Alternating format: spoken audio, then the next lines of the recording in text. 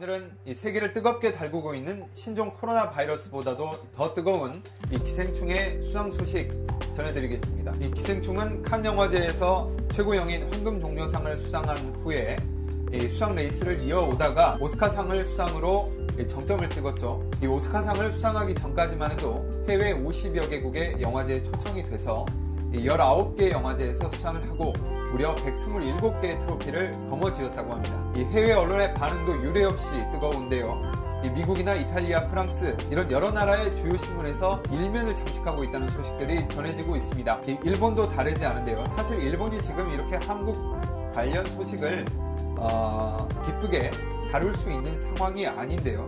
좀 과하지 않나 싶을 정도로 많은 소식들이 아주 긍정적으로 다뤄지고 있습니다.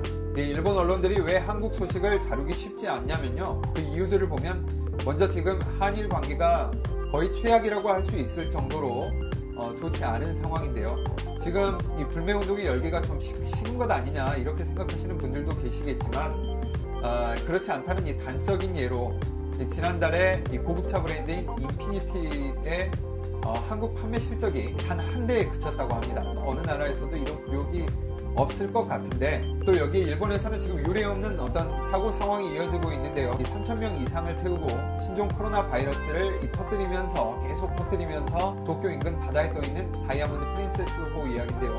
이게 지금 계속 일본 내에서 골칫거리로 남아있는 상황입니다. 이러지도 저러지도 못하고 있는 상황이죠. 다이아몬드 프린세스호 때문에 요 며칠 일본 신문들을 보고 있으면 그렇게 많던 한국이나 더 많은 이 북한 관련 소식도 눈에 띄게 확 줄었다는 걸 알 수 있습니다. 또 여기에 일본인으로서는 정말 가슴 아픈 이야기가 하나 있는데요.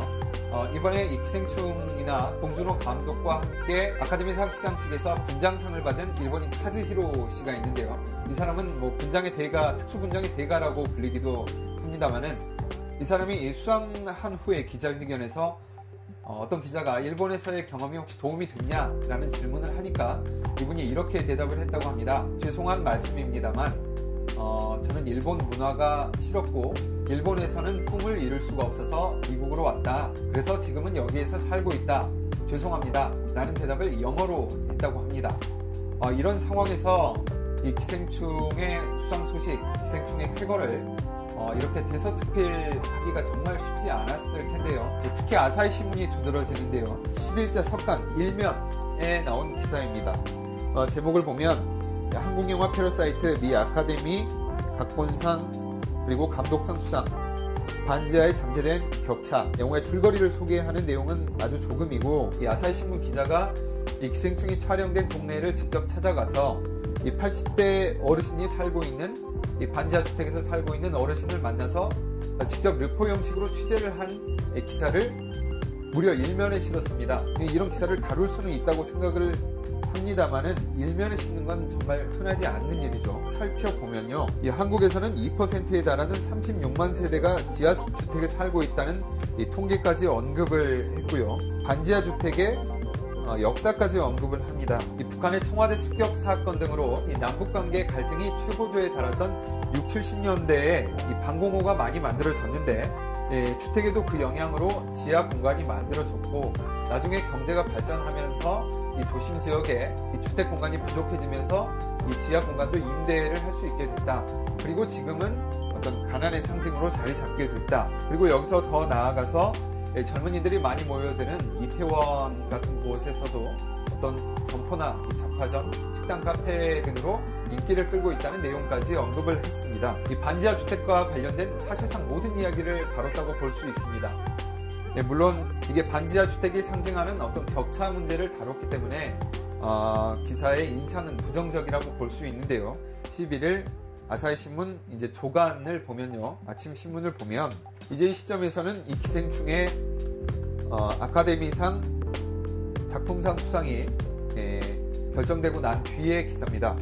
이 1면에 역시 1면에 실렸는데요. 이 봉준호 감독과 조유정 씨, 송강호 씨가 기뻐하고 있는 모습의 사진과 함께 그 내용을 살짝 살펴보면 영어 이외에 외국어 영화가 이 상을 수상한 것은 처음이다. 그리고 이 동일한 영화가 칸 영화제의 황금종려상과 이 아카데미상 작품상을 양쪽 모두를 받은 것은 1955년 공개된 영화 마티 이후에 처음이다 라는 소식을 전하고 있습니다. 신문의 뒤로 넘어가서 24면에도 또 기사가 실렸습니다.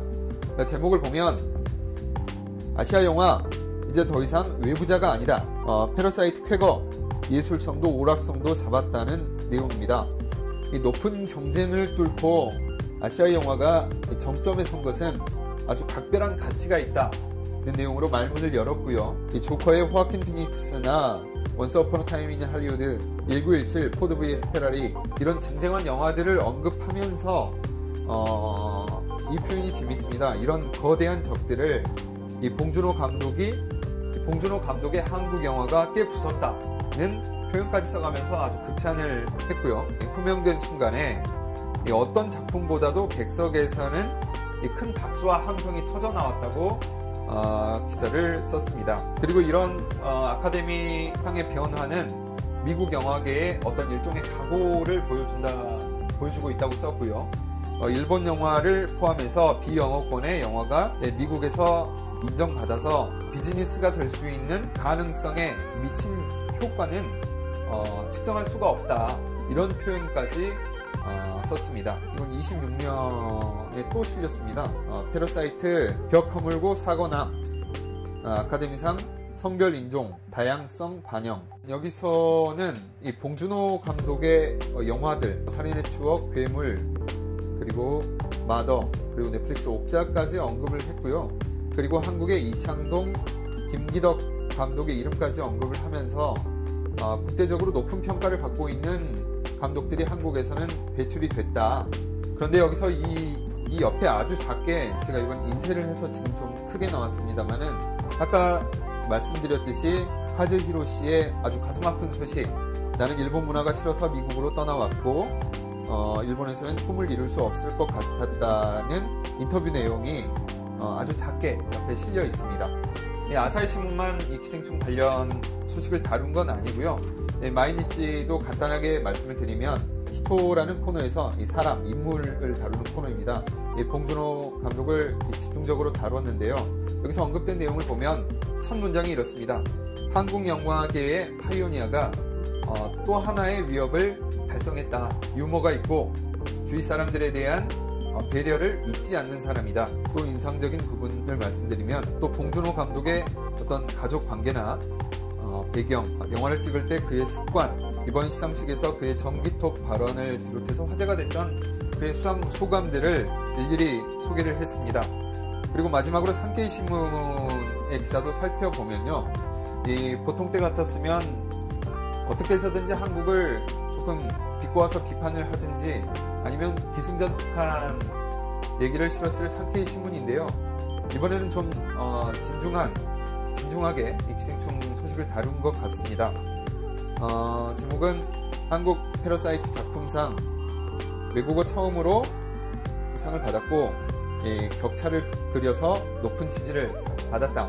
일단은 이렇게 이번에 92회 아카데미상 주요 수상 작품들을 일람을 해서 봉준호 감독과 이 기생충의 이름이 곳곳에 이제 섞여 있고요. 이 빈곤이나 격차의 문제, 벌어지는 격차의 문제가 한국만의 문제가 아니다. 그래서 일본이나 영국, 미국에도 빈부의 격차가 벌어지고 있고, 그리고 이 생활이 어려운 사람들을 나타내는 어떤 비율, 지표인 상대적 빈곤율은 일본이 15.7%, 그리고 미국은 17%, 영국은 11%라는 취재까지 직접 해서 왜 이게 높은 지지를 얻을 수 있었는지를 이 기사로서 근거를 직접 제시하고 있습니다. 그리고 일본에서는 이 영화 기생충이 지금 1월에 전국 개봉을 했고요. 지금 관객 수는 110만 명, 120만 명 사이가 되는 것 같습니다. 그리고 상영관은 131관에서 190관으로 확대를 했다가 이번에 수상 소식이 전해지면서 여기서 50관을 또 늘렸다고 합니다.